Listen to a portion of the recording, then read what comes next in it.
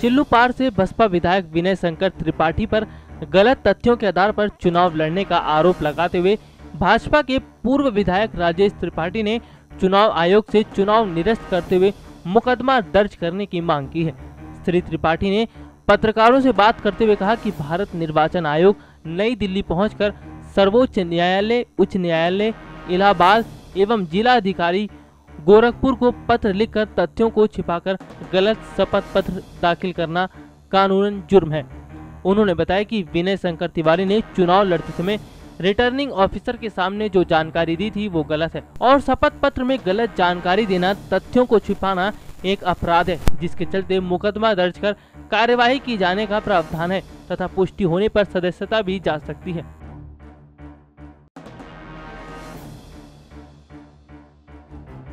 चुनाव के मैदान में मेरे वकील के भाई, आने वाले समय में हाथी पर बटन दबा देना। बहु कुमारी मायावती जी को मुख्यमंत्री बनाना है तो विनय शंकर जी को चिल्लूपार से विधायक बनाना होगा। कहना है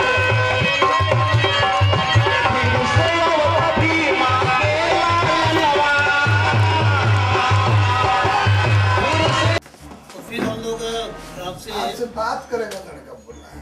हाँ, तो मैं बात करूँगा। बात करें, हम लोग कर लीजिए। मुझे दिल्ली जाना है 25-26 में। अच्छा, तो मैं उनसे मिलूँगा। बिल्कुल बात होगी मेरी। शुरू करें हम लोग।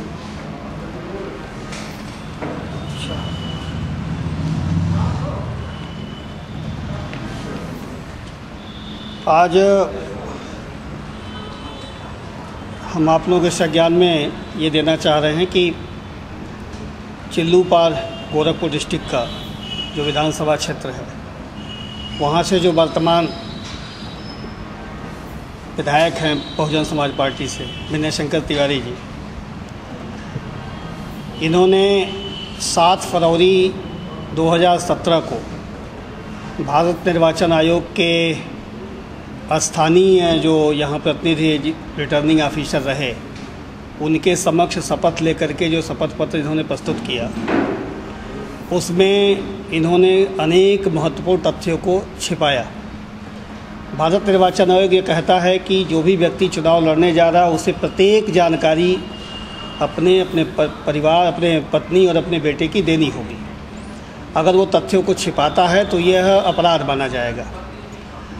मैंने उसी परिप्रेक्ष्य में इनकी जानकारी को लेकर के भारत निर्वाचन आयोग तक गया। वहाँ हमने इनकी सारी जानकारी को उपलब्ध कराया कि इन्होंने क्या क्या कहाँ गलत तथ्यों को दिया है।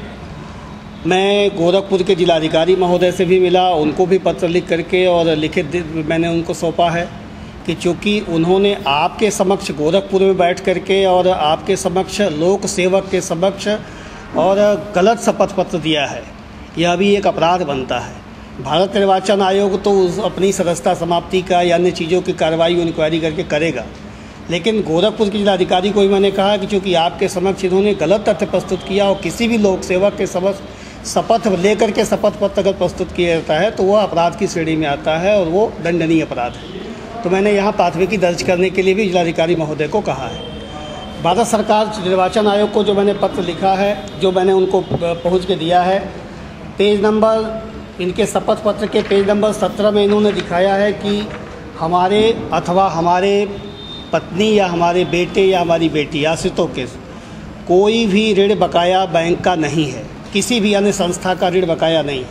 इन्होंने अपने सारे खाते में शून्य दर्शाया हुआ है, पूरा का पूरा शून्य दर्शाया है। जबकि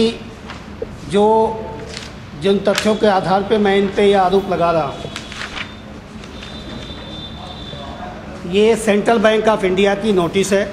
19 मई 2017 को बैंक ने इनको आखिरी नोटिस भेजी है। ये आखिरी नोटिस 13(2) के अंतर्गत है। इसके बाद नीलामी होती है प्रॉपर्टी की। ये बैंक कह रहा है कि आपने इन गंगोत्री इंटरप्राइजेज के तहत, कंदर्प कंस्ट्रक्शन लिमिटेड के तहत आपकी पत्नी रीता तिवारी, आपके बेटे कंदर्प तिवारी और आप और आपके पिता और आपके भाई सभी लोगों के विरुद्ध इन्होंने नोटिस भेजा है कि आपने 117 करोड़ रुपए लोन लिया था। 117 करोड़ रुपए आपने लोन नहीं दिया, आप हमारे डिफ़ॉल्टर हो चुके हैं, आप हमारे NPA खाता हो चुका है बार बार नोटिस देने के बावजूद आप नहीं दे रहे हैं। 123 करोड़ रुपए जो आपका बकाया है, अगर आपने 60 दिन के अंदर नहीं दिया तो आपकी संपत्ति नीलाम कर दी जाएगी। बैंक की यह नोटिस है। यह बैंक ये कह रहा है कि इन्होंने लोन लिया है और ये शपथ पत्र में कहते हैं कि न मेरे नाम कोई लोन है, न मेरे पत्नी या मेरे बेटे के नाम कोई लोन है। एक तो इन्होंने तथ्य ये छिपाया। दूसरा, इन्होंने ये कहा है कि हम अपने एक गंगोत्री इंटरप्राइजेज और कंदर्प कंस्ट्रक्शन में केवल शेयर होल्डर हैं, जबकि यह बैंक की यह नोटिस कह रही है कि यह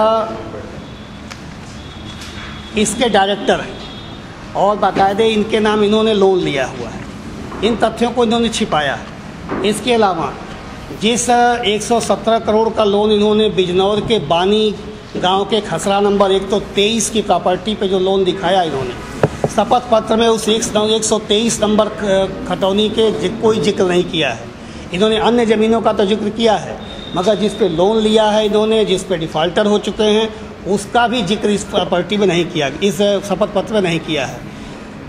हमारा भारत निर्वाचन आयोग से यही कहना था कि इन्होंने तथ्यों को छिपाया है, झूठा शपथ पत्र दिया है।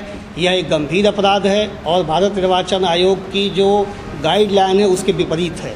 इसलिए इसकी शिकायत दर्ज कराई है मैंने।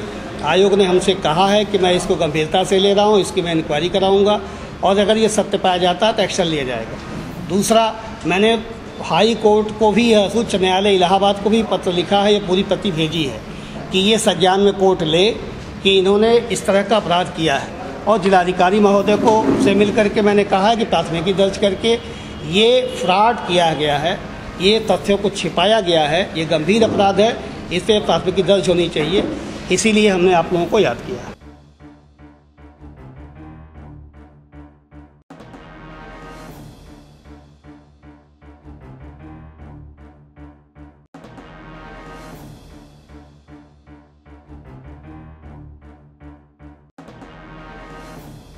रिपीट नेक्स्ट 9 न्यूज के लिए गोरखपुर से रविंद्र चौधरी की रिपोर्ट।